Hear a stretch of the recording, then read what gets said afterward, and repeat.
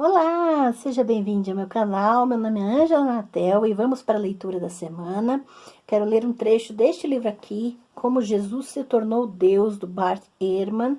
Já li um livro dele aqui, né, no canal, O que Jesus disse e o que Jesus não disse. Vou deixar na descrição o link para você também assistir esse vídeo. E também, como todos os vídeos de leitura, na descrição você encontra os dados, as referências bibliográficas completas da leitura do vídeo, para que você possa buscar em suas redes de pesquisa aonde adquirir esse livro. Vamos para o trecho? Para começar, há uma possibilidade de que os evangelhos não tenham sido escritos por testemunhas oculares. Chamamos esses livros de Mateus, Marcos, Lucas e João porque receberam o nome de dois discípulos diretos de Jesus, Mateus, o cobrador de impostos, e João, o discípulo amado, e de dois companheiros próximos de outros apóstolos, Marcos, o secretário de Pedro, e Lucas, o companheiro de viagem de Paulo. No entanto, os livros de fato foram escritos anonimamente. Os autores jamais se identificaram e circularam por décadas antes que alguém afirmasse que foram escritos por essas pessoas. A primeira atribuição confirmada desses livros a esses autores é de um século após terem sido produzidos. Existem bons motivos para se pensar que nenhuma dessas atribuições esteja correta. Primeiro, os seguidores de Jesus, como sabemos pelo Novo Testamento em si, eram judeus incultos da classe baixa da Palestina de língua aramaica. Esses livros não foram escritos por gente desse tipo. Seus autores eram muitíssimo cultos, cristãos do idioma grego de uma geração posterior. Provavelmente escreveram após todos ou quase todos os discípulos de Jesus terem morrido. Escreveram em partes diferentes do mundo, em uma língua diferente, em um período mais tardio. Não há muito mistério sobre por que os cristãos posteriores quiseram afirmar que os autores foram de fato companheiros de Jesus, ou pelo menos ligados aos apóstolos. Essa afirmação proporcionava aos relatos uma autoridade muito necessária para quem queria saber como Jesus realmente havia sido. Os estudiosos geralmente datam os evangelhos do Novo Testamento da última parte do século I. A maioria concorda que Jesus morreu por volta do ano 30 depois de Cristo. Marcos foi o primeiro evangelho escrito, provavelmente por volta de 70 depois de Cristo.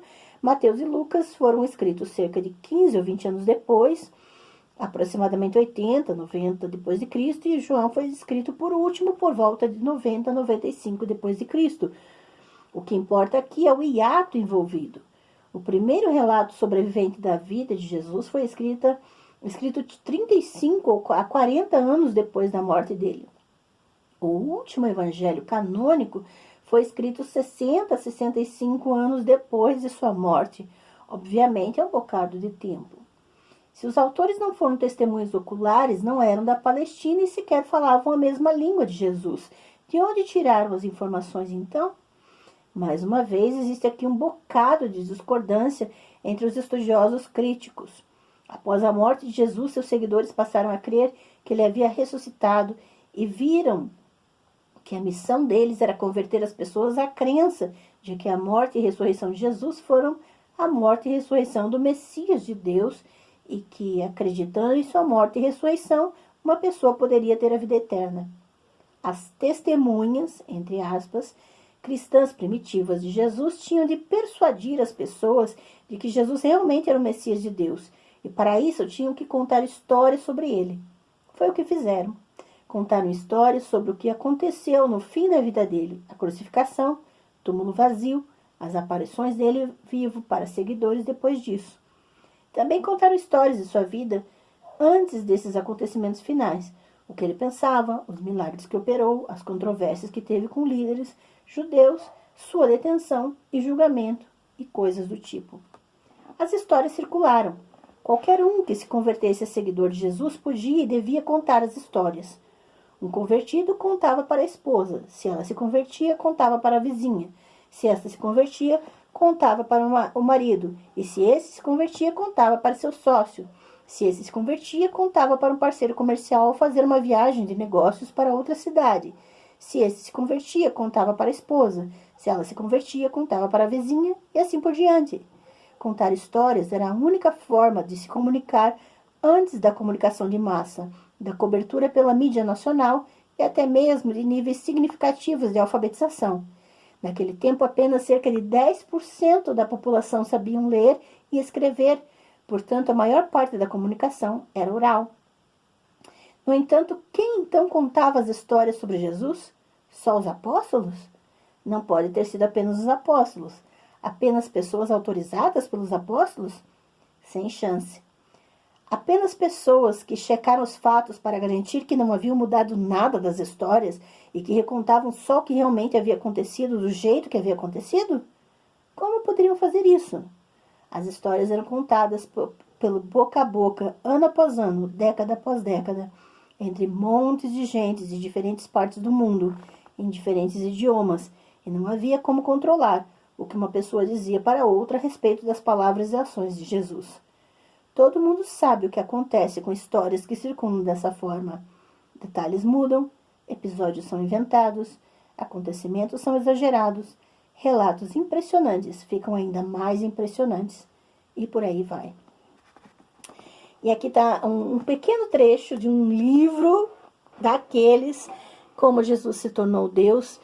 Bart Ehrman, de uma maneira muito acessível, você pode perceber pela fluidez da narrativa, pela fluidez da reflexão, da dissertação dele, que qualquer pessoa consegue entender essa linguagem, porém, não é pelo fato de ser acessível que ele não tem fontes, que ele não tem, não está baseado em evidências.